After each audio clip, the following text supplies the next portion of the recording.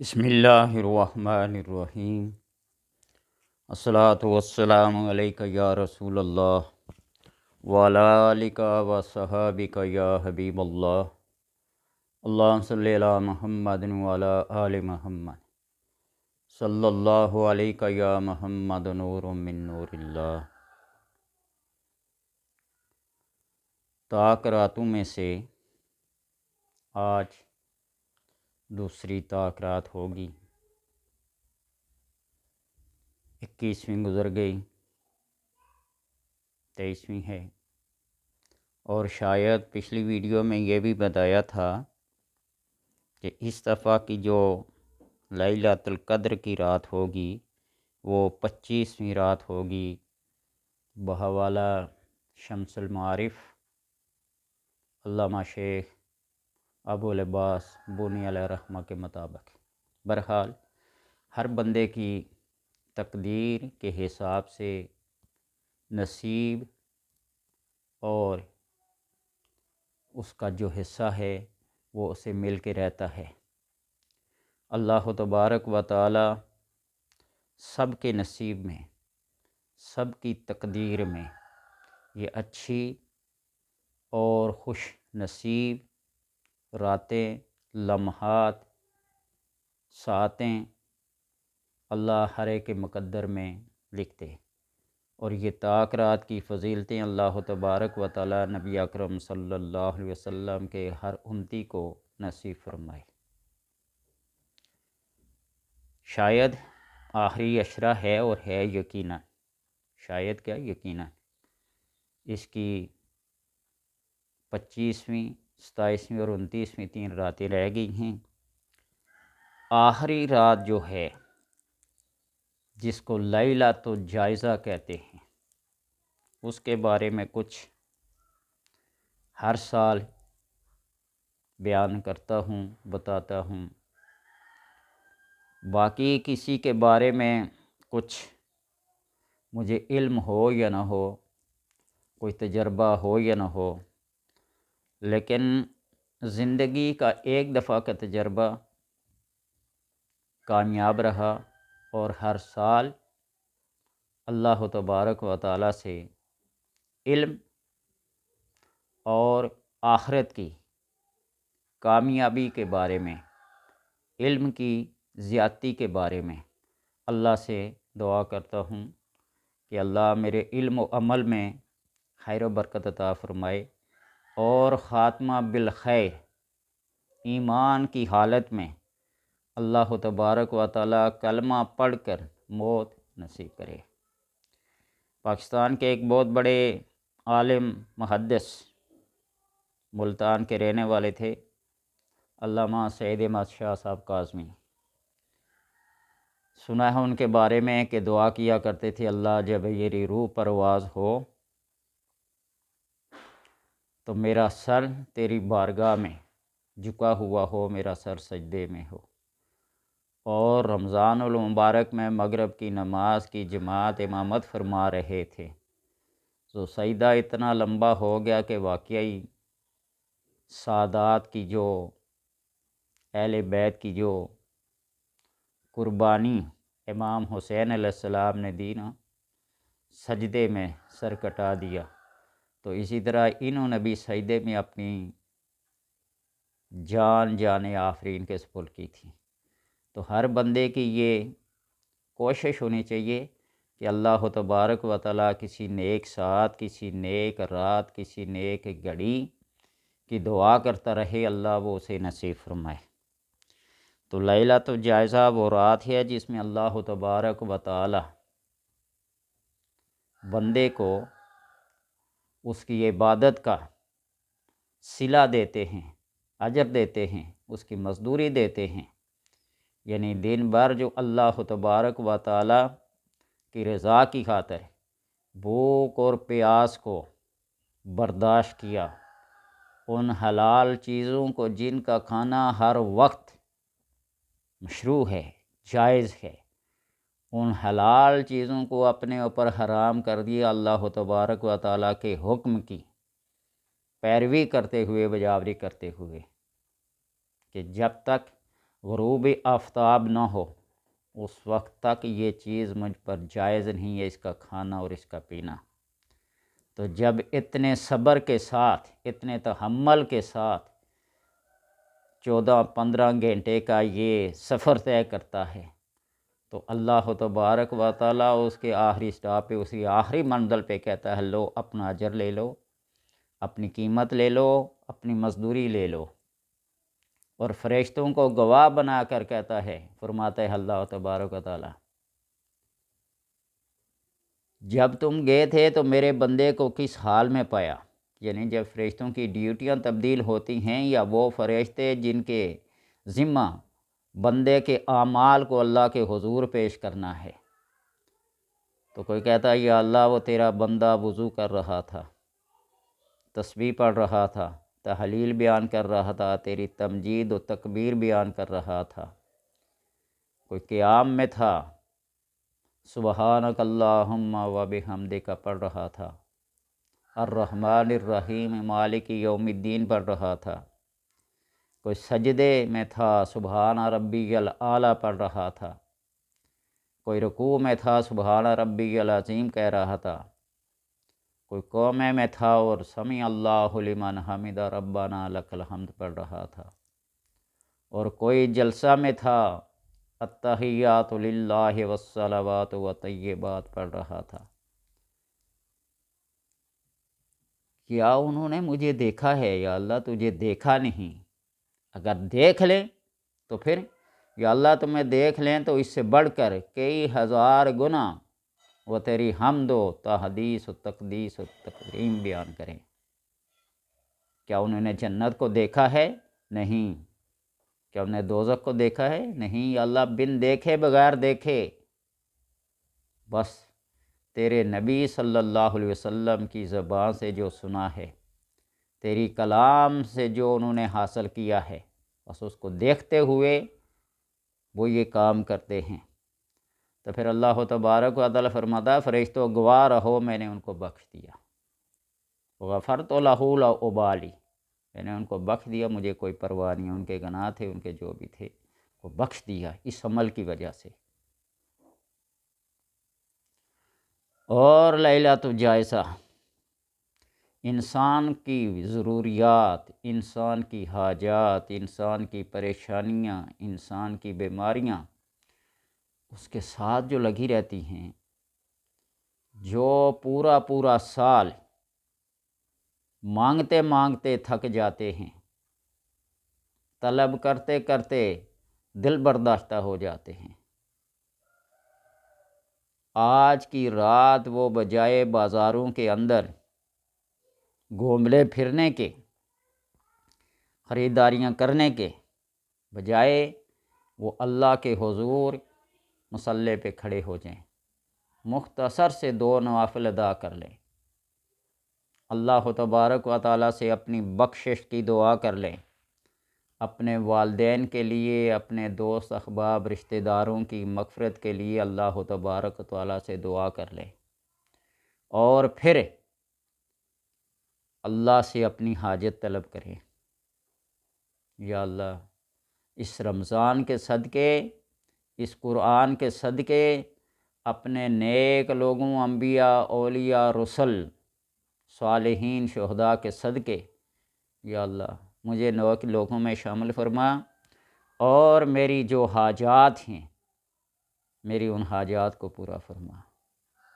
میرے خاندان میں میرے اندر جو بیماریاں ہیں، جو برائیاں ہیں، الہ العالمین انہیں دور فرما۔ آپ جو دعا کریں گے، جس مقصد کے لیے کریں گے، آپ دیکھیں گے کہ دوسرے دن سے ہی، انہی لمحات سے جب سے آپ نے دعا مانگنا شروع کی ہے، اس کے اثرات شروع ہوں گے۔ اور میں تو ایک دنیا دار بندہ ہوں، جب تک دنیا کی خواہشات، دنیا کی لذات اور دنیا کی بے شمار نعمتیں جو ہیں ان کو حاصل نہ کر لیں،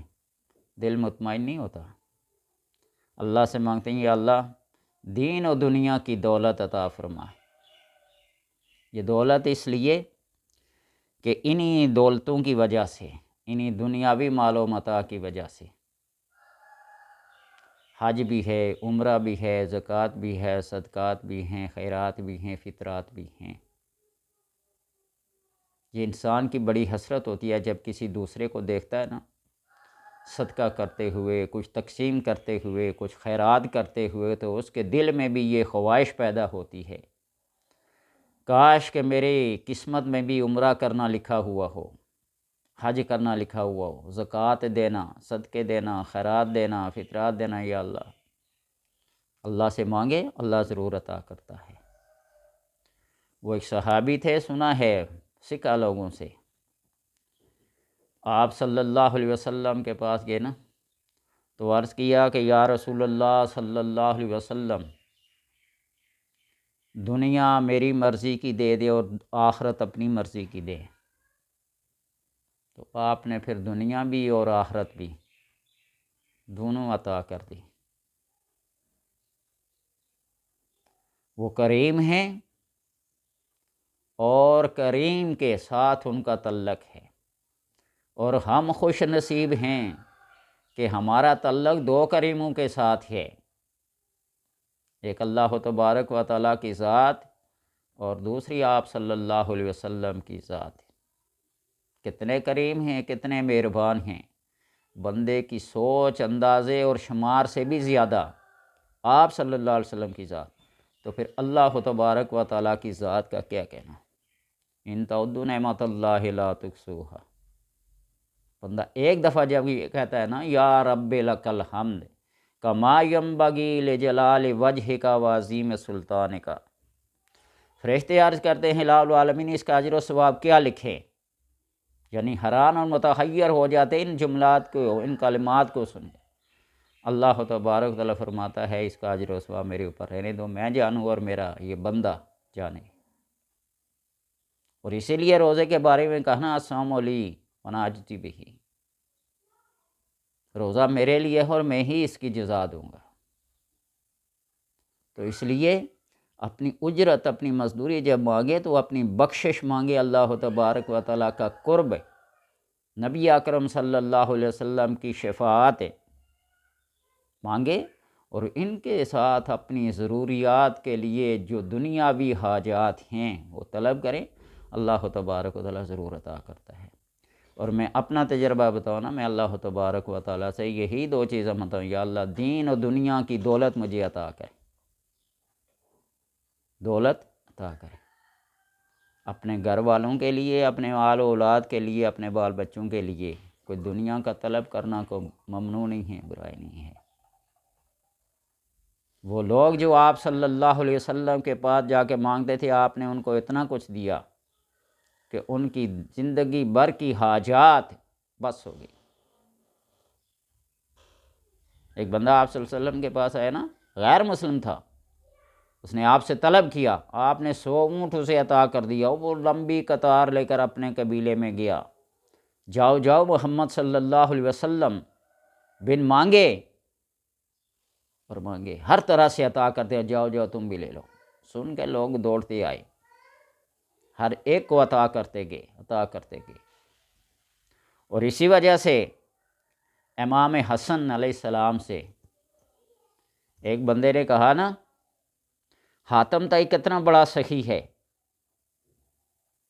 کہ اگر 10 بار تقسیم کے دوران میں بندہ آ کے لائن میں کھڑا ہو تو اس کو آنکھ اٹھا کر نہیں دیکھتا